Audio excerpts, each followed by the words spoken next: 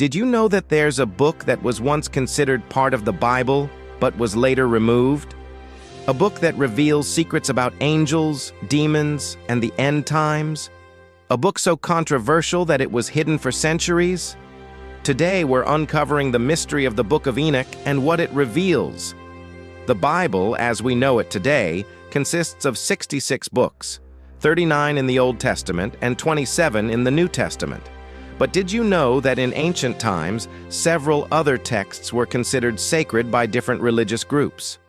One of the most fascinating of these texts is the Book of Enoch, a mysterious and controversial book that was highly regarded by early Jewish and Christian communities, but later removed from the biblical canon. Why was it banned, and what secrets does it contain? Let's find out.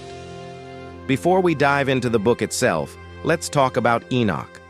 Who was he? The Bible tells us very little about him, but what it does say is shocking. In Genesis 5:24, we read, "Enoch walked with God, then he was no more, because God took him away." That's right, Enoch never died.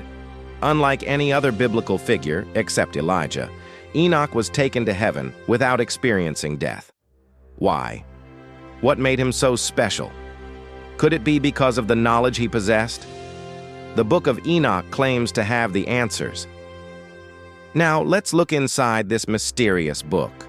The Book of Enoch is divided into 5 major sections. 1. The story of the fallen angels, the Watchers. According to Enoch, 200 angels, known as the Watchers, descended to earth and mated with human women. This resulted in the birth of giant offspring called the Nephilim. These creatures were not ordinary humans. They were massive, powerful, and corrupted the earth. In Genesis 6:4, we actually see a hint of this story. The Nephilim were on the earth in those days, and also afterward, when the sons of God went to the daughters of men and had children by them. The Book of Enoch expands on this, claiming that the Watchers taught humanity forbidden knowledge, like weapon-making, sorcery, and astrology, leading to great sin. This was one of the reasons why God sent the great flood to wipe out their evil influence. 2. Enoch's journey to heaven. The Book of Enoch also describes Enoch's supernatural journey to heaven. In one of his visions, he is taken to different levels of heaven. Yes, the Bible speaks of multiple heavens. In 2 Corinthians 12:2, the Apostle Paul says, "I know a man in Christ who 14 years ago was caught up to the third heaven." Could Paul have been referring to the same vision that Enoch had? The Book of Enoch describes 7 heavens, filled with angels, divine beings, and cosmic mysteries. 3. The Apocalypse of Weeks. This section presents a prophetic timeline of history, dividing it into 10 weeks or periods. Each week represents a major event in the spiritual and physical realms. It predicts the rise and fall of nations, the coming of the Messiah, and the final judgment. The righteous are promised eternal joy, while the wicked face destruction. This prophetic vision offers a unique perspective on the unfolding of divine plans. The Book of Dreams.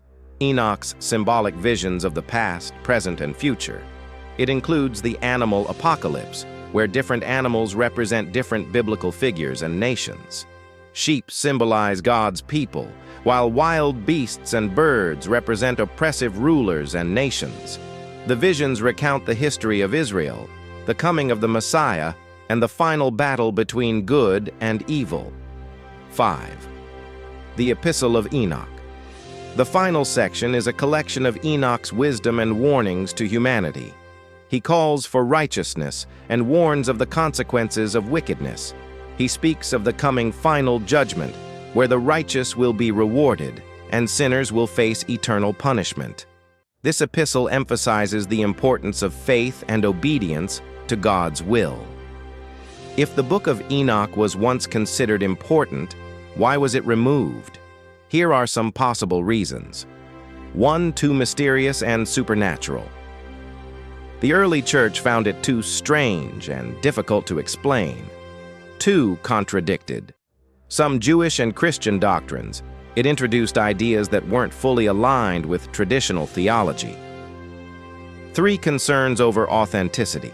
Some believed it was written much later than the time of Enoch himself. But here's the interesting part. The Book of Enoch wasn't completely forgotten. In fact, it was widely read and quoted by early Christians, including Jude, the brother of Jesus. Did you know that the Book of Enoch is directly quoted in the Bible? Look at Jude 1:14-15. Enoch, the 7th from Adam, prophesied about them. See, the Lord is coming with thousands upon thousands of his holy ones to judge everyone. This passage is almost word for word from the Book of Enoch. This means that some New Testament writers were aware of Enoch's writings and saw them as significant. So, should we read the Book of Enoch today? Here's what we know. It provides fascinating insights into biblical mysteries. It was valued by early Christians and Jewish scholars. It helps explain some of the most cryptic passages in Genesis. However, since it's not officially part of the Bible, we should read it with discernment, just like any historical or spiritual text. What do you think? Should the Book of Enoch be part of the Bible? Was it removed because of its secrets? Let's talk about it in the comments below. And if you enjoyed this deep dive, don't forget to like, subscribe, and hit the notification bell so you don't miss any more biblical mysteries.